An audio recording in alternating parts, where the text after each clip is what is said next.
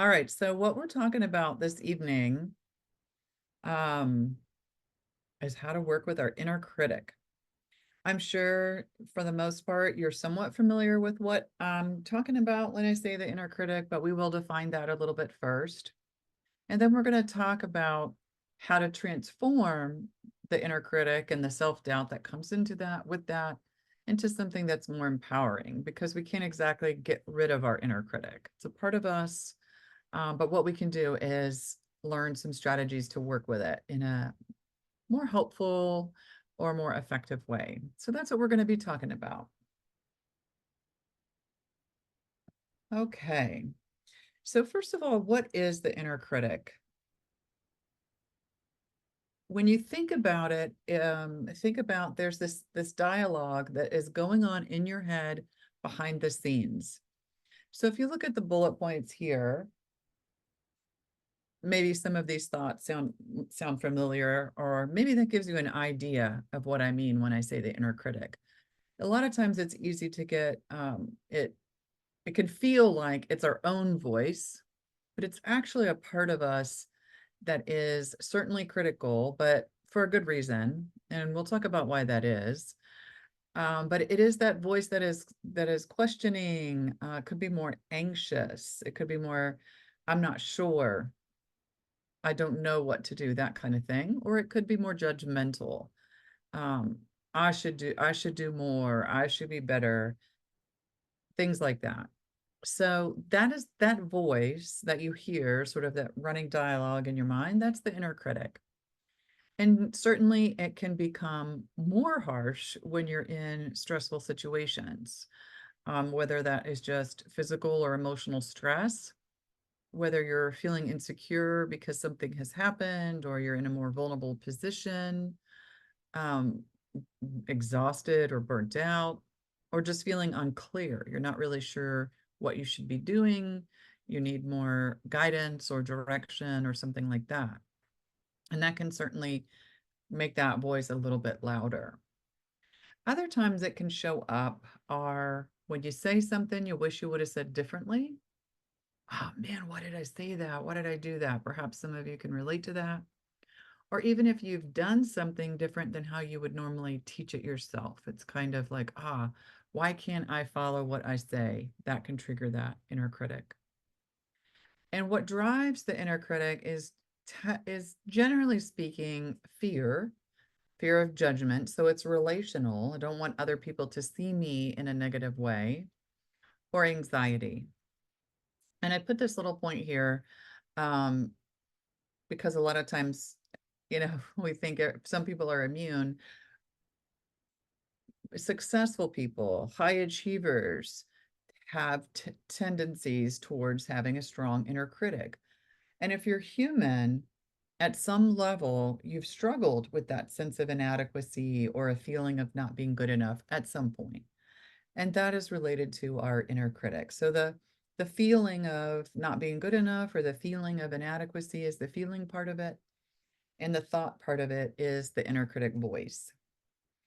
And it can be so easy to get triggered too, right? It could be somebody could look at you the wrong way, or you could be in a situation where you're feeling suddenly compared, or maybe there was a comment said that just rubbed you the wrong way, and that could trigger some of these negative thoughts.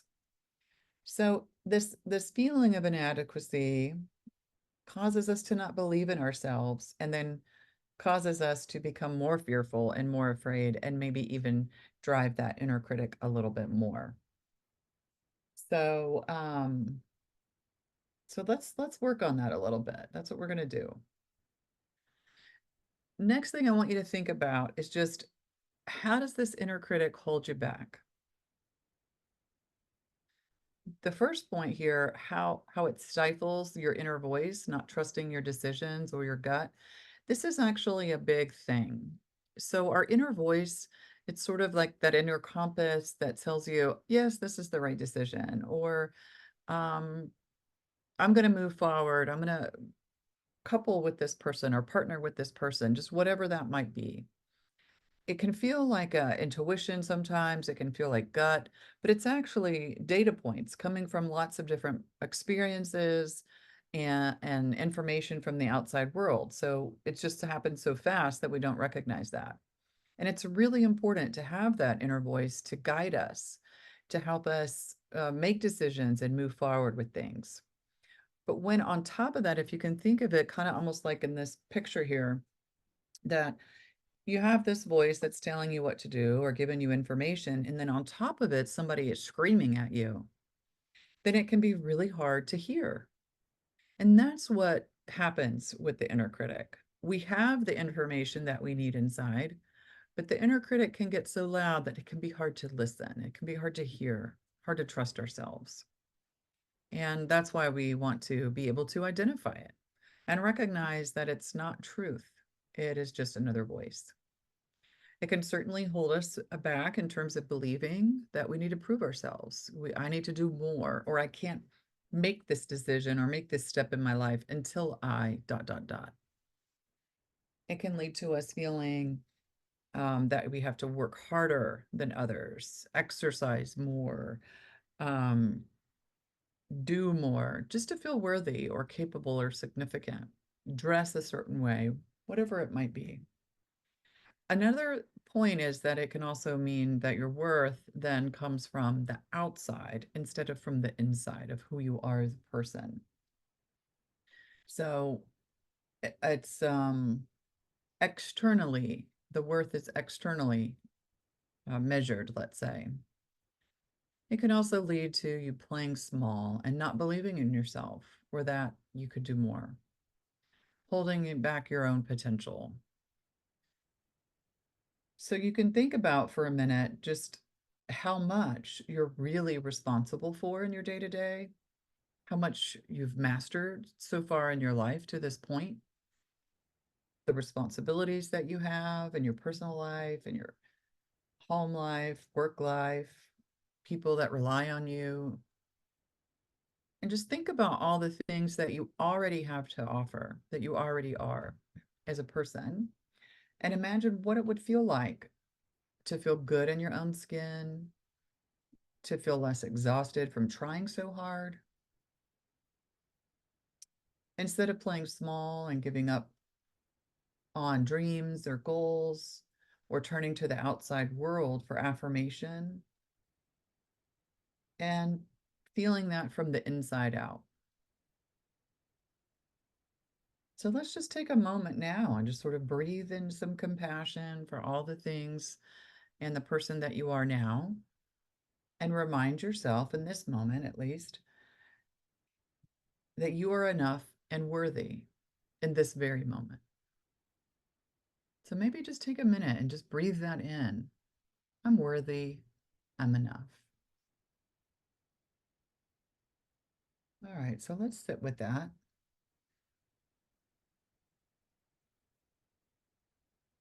The other thing that kind of goes along with the inner critic, in some cases, not all cases, but can go along with that, is perfectionism. And perfectionism can be a way of protecting ourselves from that judgment or that fear. It can seem like a good idea on the surface, but instead, it's really sort of this if I do it perfectly or I look perfectly, I can avoid X, Y, or Z, right? So it's a false promise, right? Because then you can never get there. It sort of leads you to be that if you do certain things, then you will not no longer feel inadequate. But of course, if you've ever experienced that, you know that it doesn't really work that way because the end continues to move further and further away.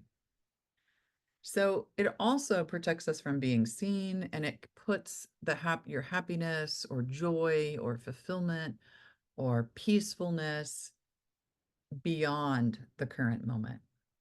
It's X, if I do X, then I can have that. So what we're going to look at is how we can be, I like this little quote, you're allowed to be a masterpiece and a work in progress at the same time. So I really would like for everybody to participate so we can sort of see that we're not alone in this.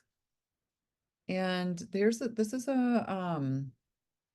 it's really easy to do. You can either take a picture of this QR code on your screen with your camera. It's going to take you to a website. You can send a text to 22333. That's the number to send the text to, and the name Rachel E577. Or you can click on this link here on the slide. Actually, I'm going to put the link in the chat for you.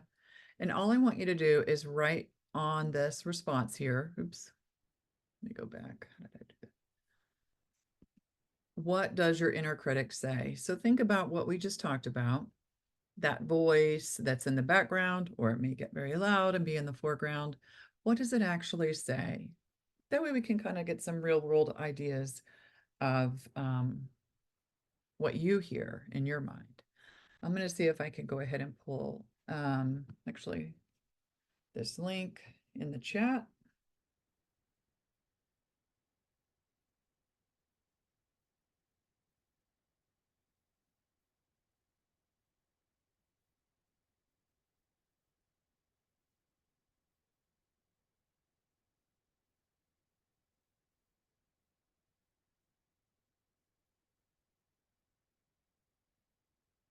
And I'm going to give you all a few minutes to do that. I'd really love for you to just text or put your response there in the chat so we can kind of do this together.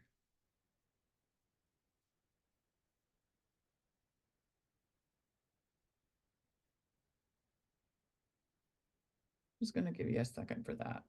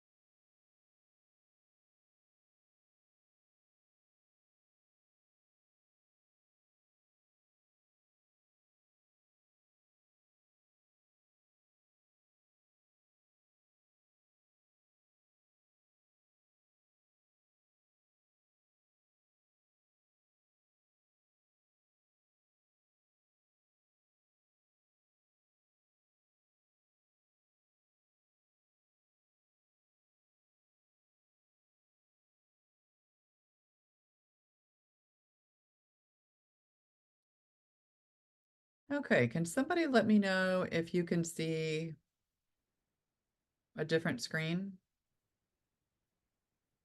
Just make sure y'all can see that okay.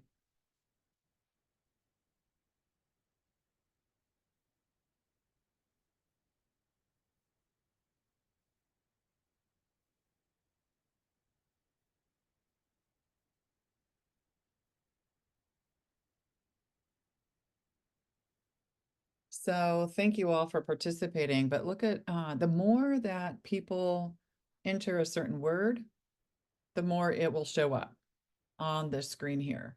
So you can see never good enough is the most common response here. It's the biggest.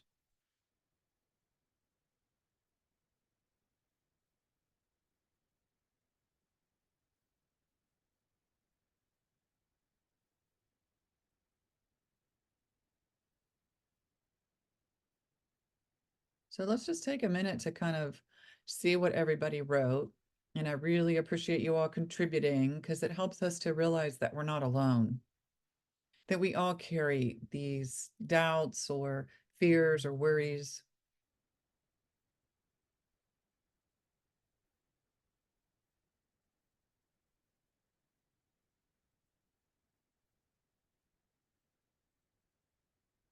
I definitely see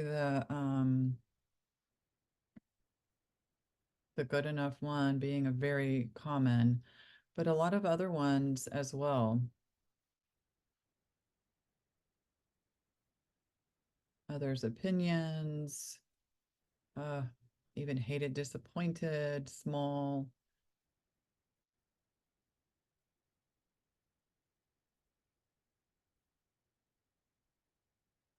wrong, measure up.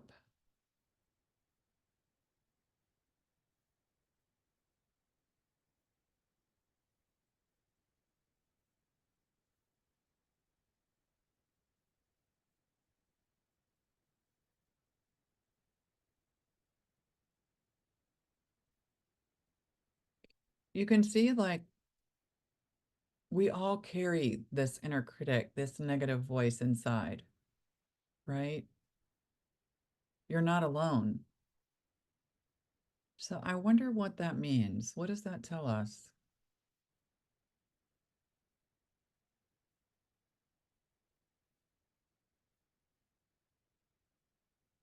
The biggest thing, really, honestly, is that it tells us that we want to be connected. We want to be connected with others. We want to belong. So that's really the truth in it. So I think that, like I was saying earlier, we have to learn how to work with, to transform our inner critic because we can't really get rid of it. It is part of us. But we can, let's say, use it for good.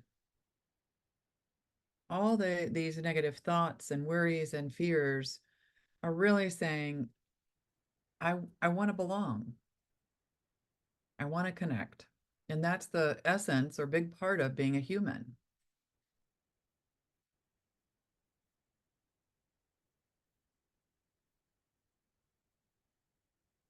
The more the words that are the most frequently the words that they get calculated essentially. So that's what we're seeing here on the word screen, if you will. All right, so I'm going to go ahead and switch back to our presentation. Thank you all. Let's see. Okay, so let's talk about what we can do to transform that inner critic. The first strategy we can use is to share. And that's what we just kind of did. We just shared. We just shared the thoughts. I mean, we were in a private space. Um, so certainly that's a lot safer. But really, vulnerability is our biggest antidote to the inner critic. And one of the things I didn't quite emphasize or make clear, but really that inner critic voice is a shame. So here's the first example, and number one, just so you can kind of see the difference between shame and guilt. I yelled at my kids. I feel bad that I yelled at my kids, and I'll leave it at that. That's guilt. Oh yeah, I feel bad that I did that. But then when we add, which I'm sure is familiar to somebody on the call, I yelled at my kids, I'm a bad parent. So now we're attributing it to our worth as a human, and that's what shame is. And that's really our inner critic. Our inner critic voice is the voice of shame, and vulnerability or sharing with others is the antidote to that. When we take those negative thoughts in our mind, it's a very dark space. That's kind of the way I like to think of it, at least. It's kind of in the dark. It's hiding in the dark. It's just like the monster under the bed when you're a kid. When you turn on the light, it goes away. And that's kind of what sharing your thoughts are like, sharing with others. So you can imagine maybe sharing with a trusted friend or therapist or, somebody, a family member, for example. Oh, I'm a bad parent. I yelled at the kids today. And perhaps that person can help you with some compassion and maybe even reframing. And having that vulnerability then brings that shame to light. And when something's in the light, it goes away. There is a pretty famous psychologist, researcher, and one of the big things that he discovered in all of his research is the one of the best ways to manage difficult emotion is name it. Just name it out loud, contain it. So it really helps us to regulate and reduce the intensity. So that's the first strategy here. Um, The other point is that the inner critic is very harsh and condemning, but there is a kernel of truth in it. It's just that the truth maybe is not exactly what you think. So the truth here, let's just use the example at the top. I yelled at my kids. I feel bad. I'm a bad parent. I'm sorry. I'm going to use that one, the second part. The truth in that is actually, I want my kids to have confidence. I want the best for them. I want them to have self-esteem. So that's the truth in it. The truth isn't that I'm a bad parent. The truth is this matters to me because of these reasons. And so that's why it can be difficult because there is truth in it. The other thing is that there's then the fear, the inner critic is bringing in this fear of that, oh no, because I yelled at my kids, let's say the truth is that you want your kids to have confidence or feel loved. Oh no, because I yelled at them, they're not going to have that. So that's why in the very beginning I was talking about it could be driven by fear. That's one of the things. And that's a perfect example. At the end of the day, what I really want is I want them to have confidence and self-esteem, to feel loved. And now I'm worried that they're not going to have that, right? So truth, if you really think is not judgment or condemnation, let's say. It's just acknowledging that these things are important. These values are important to me. And we have to find the way to that. And grace, we want to give ourselves grace. And if we can't, that's why we share. We can share with others. Grace is empathy and compassion and understanding.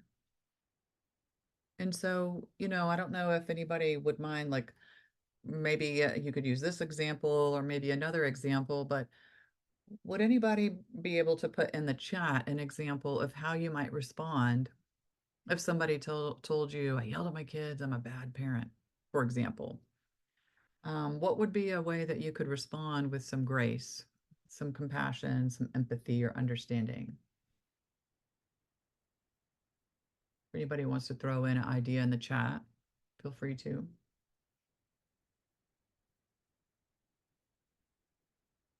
I love it. I love this. So you did the best you could at the moment.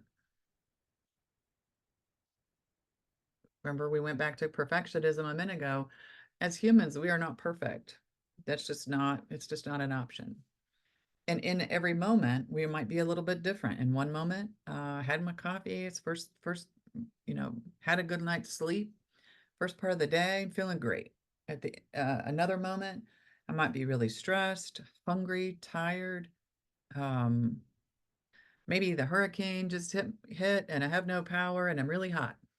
So that's a different moment. I really love that comment. Another one I'm going to share here. You reacted based on the situation. It's not about your child. It's not about you. It's just the situation. And that's exactly. Get to the whole story. Point out that they were stressed or what might have pushed them over the edge. It's about doing what you can to process your feelings so they don't bubble out when you don't want. Love that. And that really fits with what we're talking about here. Share. Let's process our feelings so they don't bubble out later. How can I turn this into a learning experience for them? Oh, I really love that.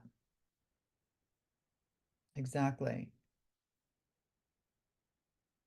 And, if we think about, I use the example that the truth in it is that there's a value related to the reason why maybe our inner critic is showing up. It's because there's a value there.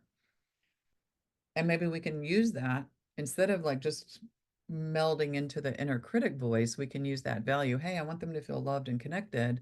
How can we go back and model that? Really like that. Invite the person to pause and share their intent. Love that. Your intentions are good. You're a good parent. Your kids know this. And of course, this is just one example, whether you have, this statement, you can apply it to any situation. We can apply it to a lot of different situations. And really what we're looking at is what's the value and that is important to me here, and how can I work with that? Thank you all for sharing your comments. Those are really great. All right, so let's talk about the next strategy. Let's see. Oh, sorry, before we do that, what we want to be careful about too, with the inner critic is that we can have that critic attack ourselves. That's the one down position. Or we can have it attacking on the outside, attacking others. So we want to be careful of that as well. It's not just our own negative voice towards ourselves, but it can be directed at others. So the outside, she's nice. I wonder if she's smart. There's some judgment attached to that, right? If only people could do things as well as I did. So it might seem like, oh yeah, that's true. But on the other hand, having that belief then is going to impact you in another way later. It's still going to redirect itself back towards you in a negative way. And on the one down position, we can say the way that we hold ourselves back, well, I, I don't really want to be angry. I don't want to be that angry person. So I'm not going to say anything. I'm going to hold myself back. Or various different points here. So one way or the other, we can recognize, and I'll put some of these examples here too, because I want you to start being able to notice these thoughts as the inner critic and separate from yourself. When you can notice them, then you can start to work with them. And oftentimes we just kind of, I don't know the best way to say it, but it's almost like we just become one with it. We just believe it as truth. So what we want to do is start to recognize the way that they show up, both positive, both towards ourselves and towards others, so we can then shift them. Okay, so the next strategy is that we are, like I just said, going to notice the inner critic and then pause it. So we want to use compassion for ourselves and compassion for others, the way that we did in that first example. So we're going to notice that we're triggered by the critic. That's the negative voice that you're hearing, or it could just be towards the outside world. And we're going to pause, slow down, and get curious. What am I really feeling right now? What's going on? We need to accept who we are in that moment. We need to accept our feelings as they are. So I want to point out a lot of times acceptance sounds like a relegated type of thing, like, oh, I'm resignated. That's the word I was looking for. I'm resigned. I gotta accept it. It's not exactly that. What it means is that we're accepting ourselves as we are with a full range of positive, negative emotions. It's not necessarily about being defeated. It's just more of like a more open-hearted feeling. Um, like having the flu and accepting that you have to go to bed, and you're also doing all you can to help yourself. So that's really what that means. And then we're going to choose compassion, and we're going to use some of the examples that we just practiced in the last exercise. You had some really great thoughts there. So you can consider, what would I say to a friend who's really struggling with this? How can I say that to myself? And then practicing forgiveness, because like I said, with the inner critic, there is a kernel of truth in there somewhere. So whether it's the value that we're holding that's important or something else, that inner critic is very unforgiving, very rigid, actually. We'll use any opportunity to attack if possible. So learning that art of forgiveness is important. It allows us actually to learn how to change. So if we go back to that example of, like, say, I yelled at the kids, I'm a bad parent. If I get stuck on that shame spiral, I'm just going to feel so bad, and it's going to be so overwhelming. It's going to be hard to really kind of like separate. And even to do like what some of your suggestions were so great, because it was actually in that moment how to model exactly what you want for that child. Forgiveness, like in that moment, if I could give myself forgiveness, then I could say, hey, next time when I'm feeling so tired, or let's say I was super exhausted and hungry and hadn't made dinner yet. Um, this is how I might handle this situation. it gives you space and it gives you opportunities for change. So practice. First, we have to notice the critic, then we have to pause and kind of slow down because thoughts are very fast. Thoughts move very, very fast. So that's why we want to breathe and slow down a little bit. And then practicing the compassion and being sure to forgive ourselves. And sometimes that's also related to others too, forgiving others. So what are some challenges? Probably, one of the biggest ones is when we get down to it, get down to brass tacks, as they say. At the end of the day, it can be really hard to let go of that inner critic. I mean, on the surface, it seems like a wonderful thing, like, oh, who wants that? But then what starts to happen is you realize the function that it has or the grip that it holds. And for some people, it's like, oh, I gotta have that voice behind me yelling at me to kind of like get things done, get moving, get out of bed, put the shoes on, knock this stuff out. It's my motivator. It can seem like that. It can seem like I gotta have that mo that voice there. But when we have, if you remember the image with the person, and then I was saying, there's yourself, and then you have this voice on top yelling at you.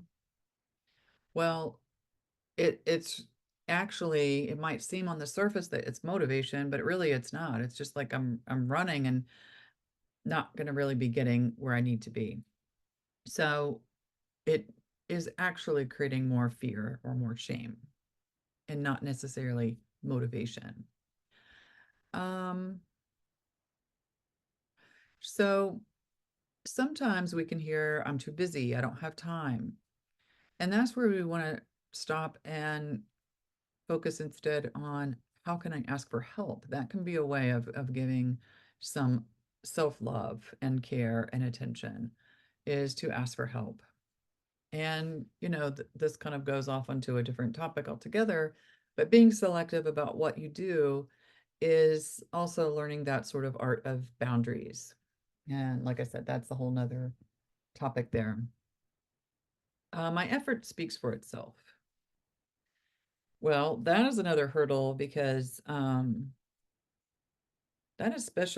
can, I guess that can apply in a lot of different situations, but sometimes that can be a hurdle where I'm working really hard. Other people should notice that in whatever regard, whether it's doing the laundry, working in your job, could be anything.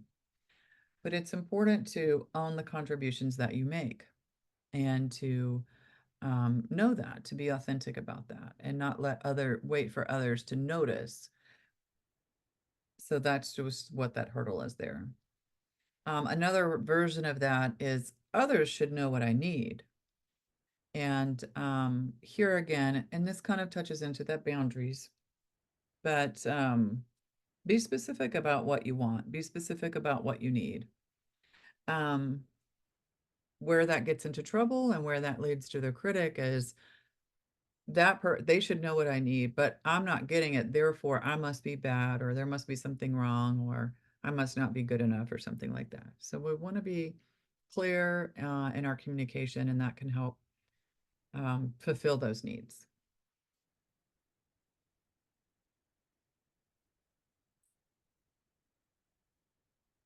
So action is going to be the most potent antidote to fear. So when we have fearful thoughts, so the inner critic can be fear-based, also can be shame-based. But when we have those fearful thoughts, I can't do it. The action, just taking small, small steps even, is what builds confidence. And in taking action is willingness and courage. And it might be, in some cases, it might involve taking a risk. There's a keeping a I did this journal is kind of a way of reminding yourself just on like, okay, yeah, I can, small, small steps.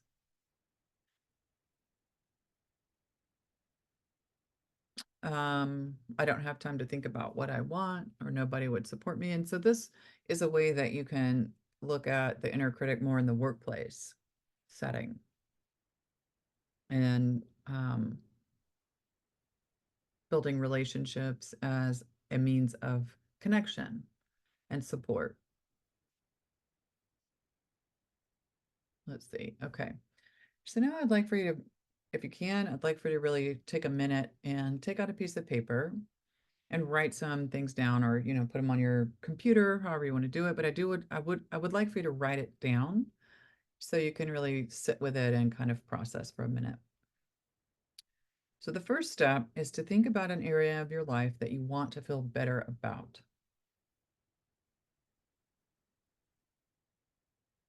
Maybe be a little bit specific there.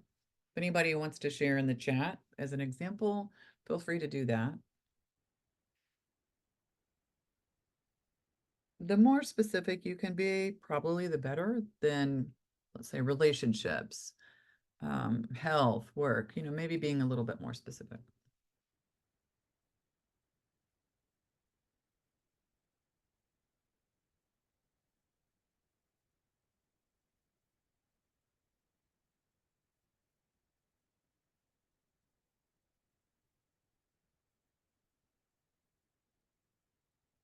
All right, so next you want to think about, how do I want to feel about this area of my life?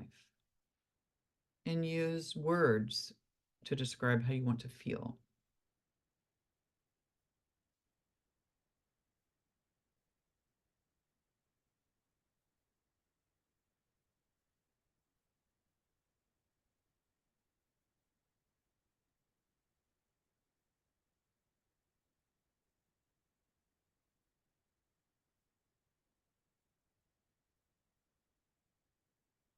So, you know, using as many words as possible, but keeping in mind that those words don't have to be related. So they don't all have to go together. You might want to feel excited, and then you also might want to feel calm. Those can seem like they're different, but just try to list as many as possible.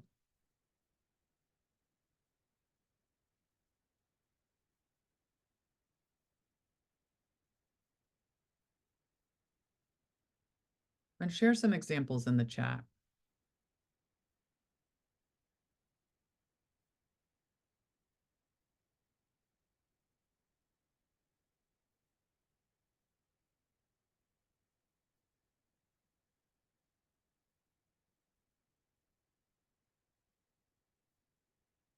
Okay, so now we're going to think about the inner critic. Kind of comes from these our beliefs. So now what we want to do is think about, what different beliefs would we need to have to feel this way? And I really would love it if you could share some of those in the chat, because I'm sure other people could appreciate some inspiration. So you can consider, there's certain words that you might be telling, like in that example, let's just say the one that I put, I'm a bad parent. Then you might think, okay, in relation to, these are the ways that my critic talks to me, what are some different beliefs that I would need to have if I wanted to feel relaxed or confident, inspired, at ease? I can't have that thought. What would be a different thought? What would be a different belief?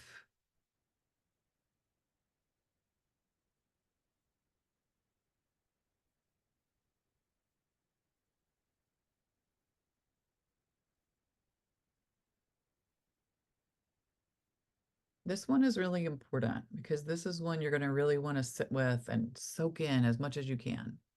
How you feel, number two, and also what you believe. So think of it as a belief. Maybe if we're going to keep it real simple, I'm a good parent. I'm a loving parent. I'm a kind parent. Like if we're going to go into that example, I'm a human parent.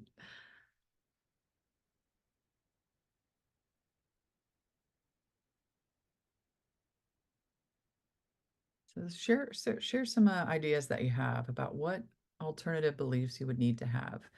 And you can go back to what you put down on the poll, some of the words that your critic says, and just think, what would be some different words, if that's helpful.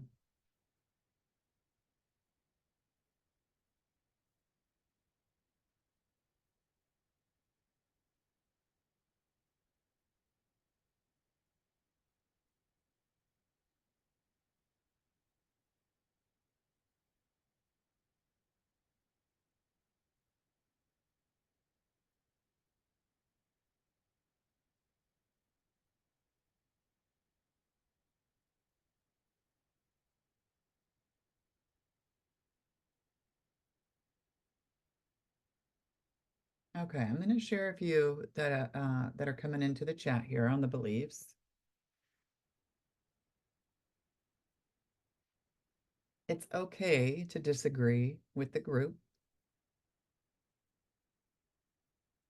It's okay to say a joke that doesn't land exactly how I wanted it to. And I'm sure everybody could probably raise their hand and have I that has happened to me and I agree.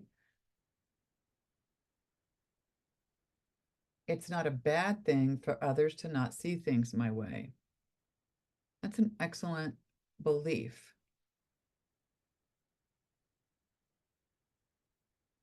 I can always learn from them. Love that. I'm a parent who does so much for his family. I'm someone with a lot of love to give. I'm doing the best I can. I love that. So remember, all of these negative beliefs and fears and worries, they come from the kernel of truth that we care, that this is important. So, like to this one, if I didn't care about these kids, then I wouldn't be feeling this way, right? I'm loving and I care. I'm doing the best I can. I'm enough. I'm adequate. I'm different, and that's okay. Excellent. Those are really great. And I know how it is. It can be frustrating. It's like, oh man, I wish I was this other way, but not really, because then we wouldn't have the strengths and the wonderful qualities of who you are. We all have pieces to the puzzle. Let's see if there's any other comments.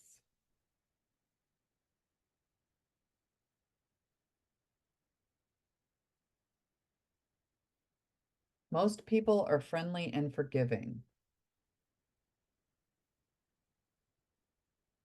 That's really wonderful. So, a lot of times, and it's really because what we care about, connection. We want to belong, we want to connect. That's just part of being human. And then we imagine that, oh, I said that thing, and now they're going to think X, Y, and Z. I did that thing, whatever it is. Most people are friendly and forgiving. I think that's a really strong belief to hold.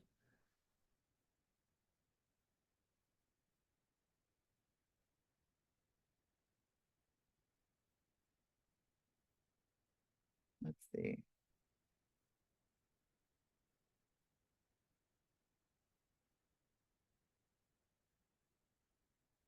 You cannot please everyone.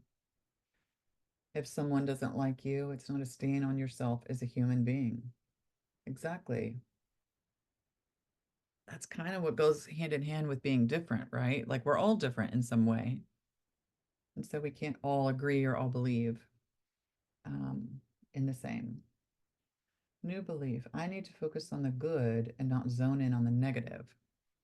Okay. So I wonder if there is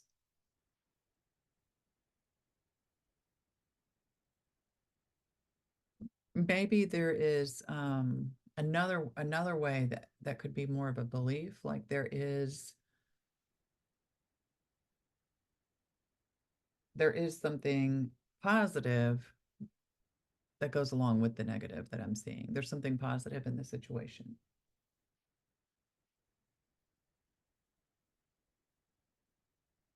You guys are doing a great job. Okay, so the next step, and remember that how I want to feel is so important in order to hold on to these beliefs because the critic wants to come in quickly and knock them out of the park, right? So I want to feel happy. I want to feel proud. I want to feel relaxed. I want to feel loved. Hold on to that feeling. Even just notice what that's like in your body to have that feeling, feeling proud, feeling loved, feeling valuable.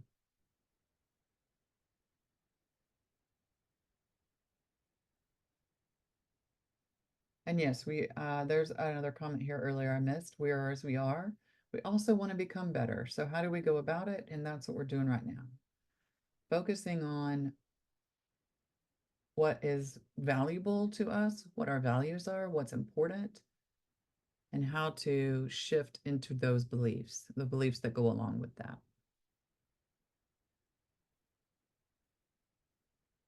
There's so many positive things. It's okay to focus on them. That is a really good one. It can be scary to focus on the positive things, right? What if the other shoe drops and I'm missing it? Or there's other ways that we can see that. But I love that. It's okay to focus on the positive things. It doesn't mean we don't notice the negative things, we don't hold on to it. And if you remember the difference between like guilt and shame, that was another example. If we approach it more from the guilt perspective versus the shame perspective, we can notice, take that information in, we can use that compassion, and we can integrate back into our beliefs on how I want to be. Okay, so then what I really would like to hear is to look at the beliefs that you wrote down and think about, okay, can I really believe that? Let it kind of sink in for a minute and imagine the situations that you might be in when the alternative, the critic beliefs show up typically. And imagine this one instead, the new belief. And if you can share just, what comes up for you when you do that. Can you believe them?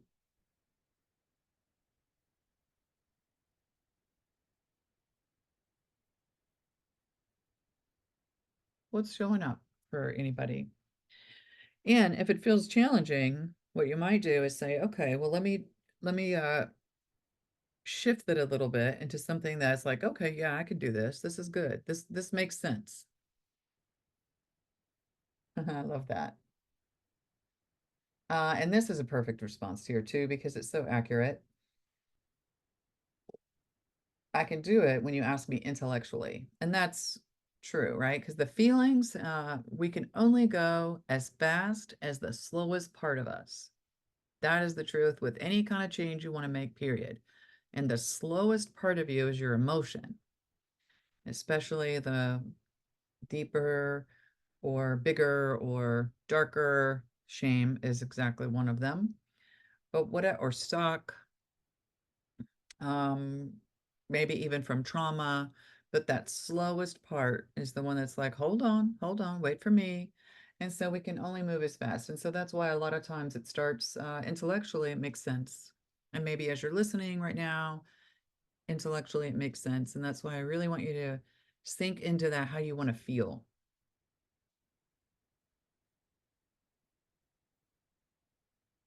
Hmm. Challenge that inner critic quickly and don't let it get a hold of my thought processes. Love that. Excellent.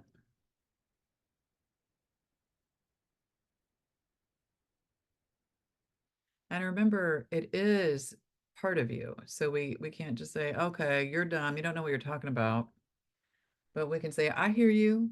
I see you. And another way that I like to think about the inner critic is like, imagine you're, on the phone or trying to do something and somebody is kind of nagging at you, whether it's like a child or a dog or a cat or somebody's like trying to get your attention, but you're in the middle of doing something and it's really hard to focus because they're really trying hard to get your attention.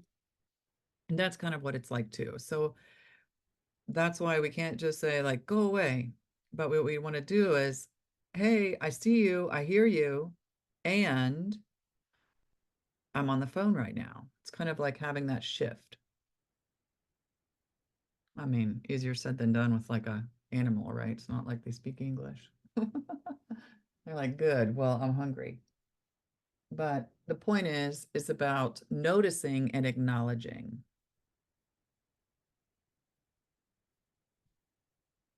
Yeah, I'm feeling really scared.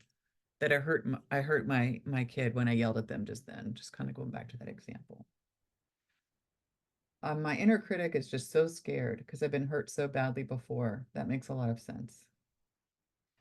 Sometimes being gentle with it is the way to go. Teach it that things can be another way. Teach it that it wasn't its fault. That's beautiful. Really, that's beautiful. And that's exactly right.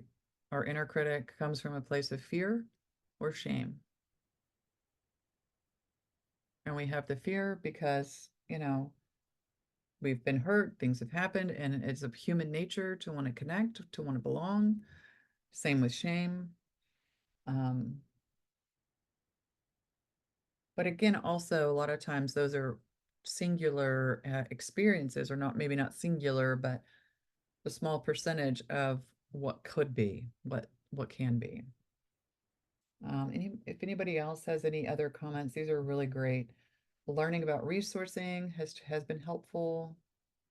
In the moment, I'm able to recall times when I actually saw that belief about myself demonstrated in living color, that I'm sometimes able to harness the momentum of that belief and believe it more. Wonderful. I love that.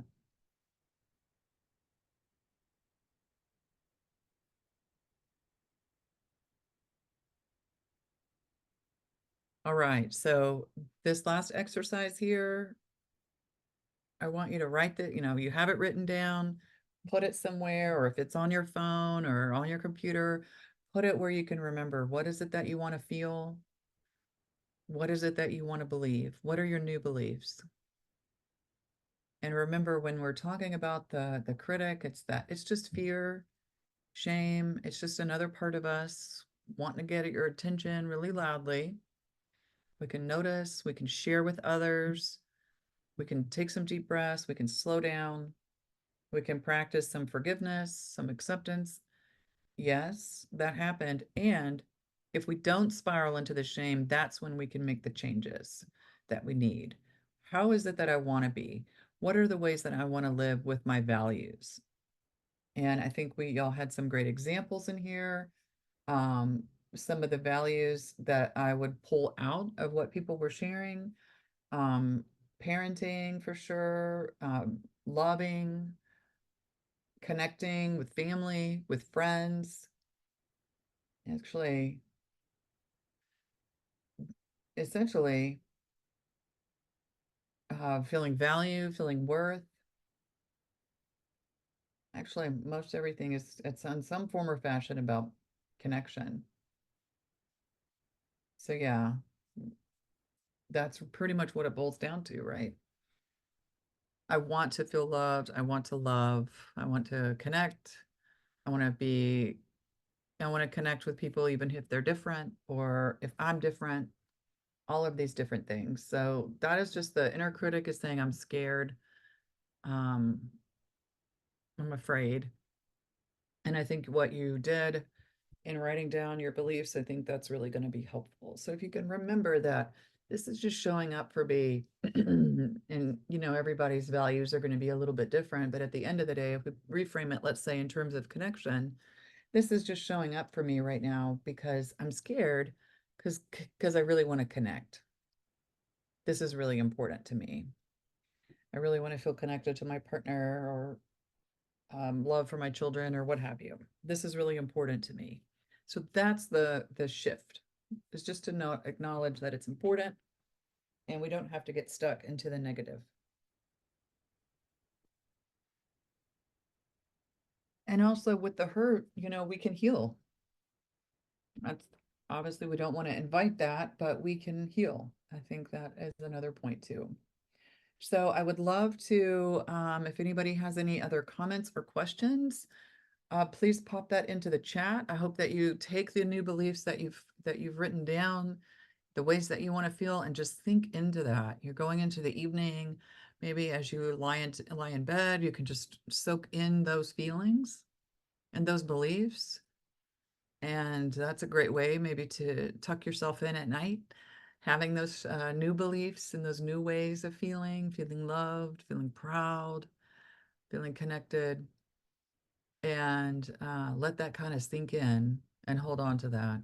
And hopefully, this can help shift some of that inner critic voice that might be holding you back. Really appreciate it. The feedback and the comments in the chat, that really makes it a lot more meaningful because you realize, of course, you're not alone. That's this is human nature. It's our human nature to have these feelings of inadequacy because we are driven for we're social. We're in the sense that that's part of our nature of being a human is belonging and connection. So if you would like to follow up and have more questions or would like to have a consult and talk about how we can support you on these goals, you can give us a call. There's our phone number there. You can shoot us a text, or there is a link here on the website on how you can schedule a free consultation. But we're more than happy to support you in your goals in any way. We do have some other webinars as well scheduled, and maybe they touch on another topic that can be helpful for you. I really appreciate you all sharing tonight. And if anybody has any other comment, okay, I see a few other comments. Oh, and there's a feedback form that would really be helpful for you to complete to help us for the future.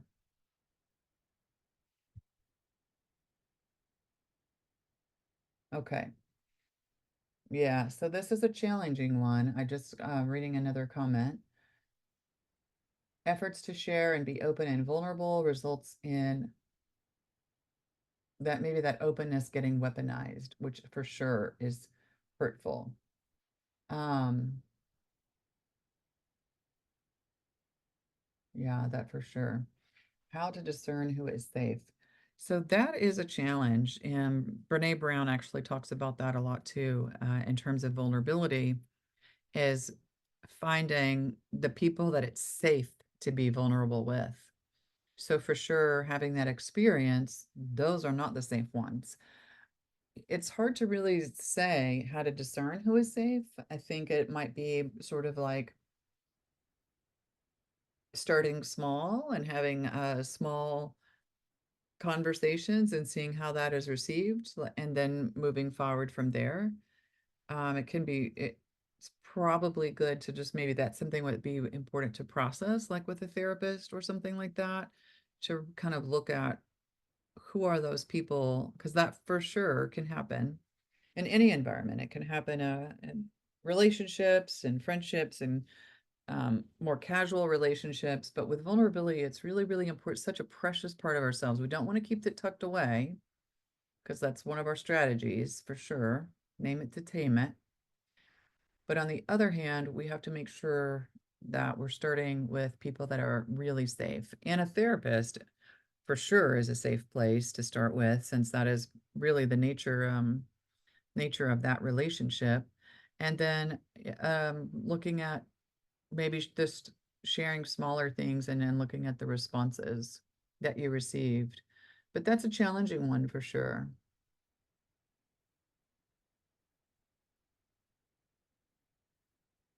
Yeah. This is a big one. Like if you did some things that are really bad, of course, we've all, you know, there's probably a perspective on that. What does that mean exactly? Um, what can you use to turn things around? And I think that would be to answer that question, it's a little bit complex. Vulnerability, honesty, and just behaving in a different way. So behavior is sort of like the action, that piece, right? They say action is louder than words, but really there is some truth in that, in the sense that, okay, I'm going to act in a way that is different, in a way that is now in accordance to my values. So just being very authentic and acting in the way that you want to be. I think that's the best way I would answer that for now without having more context. Um, start slow. That's right. Exactly. Slow and, gentle. All right. Well, thank you all. I think I got all the responses here, all the questions. Oh, okay. So this context, something that you now look back on and see as very against your new values, you know, it might just be that you need to make amends with yourself. I'm not really sure if it relates to other people per se or not, but if you remember, one of our strategies is forgiveness. Um, we're just not the same person throughout our lives. You know, we grow. That's the whole point. We learn, we get wisdom, we get clearer on our values. And that's the true for anybody. I mean, from birth onwards. So I think it would be, I would start with forgiveness on that one. Um, for sure.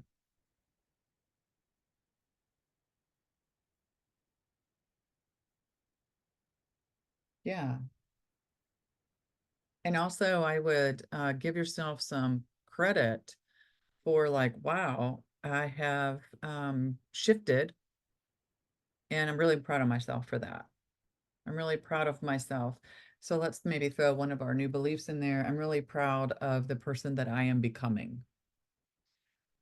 We can use our past to inform the things that are important to us, but we don't want to let them sick their teeth and claws into and hold you back and drown you from being able to breathe. So the forgiveness and then maybe a new belief. I am proud of the person I'm becoming, something like that. Or instead of just maybe even visualizing the person that you I am, and then embody the values that you just are talking about, the new values that you have. I think that's the way I would shift that. All right. Thank you so much for your questions. That was excellent. I really appreciate it. You all have a wonderful night, and please reach out if you need some more support. Thank you.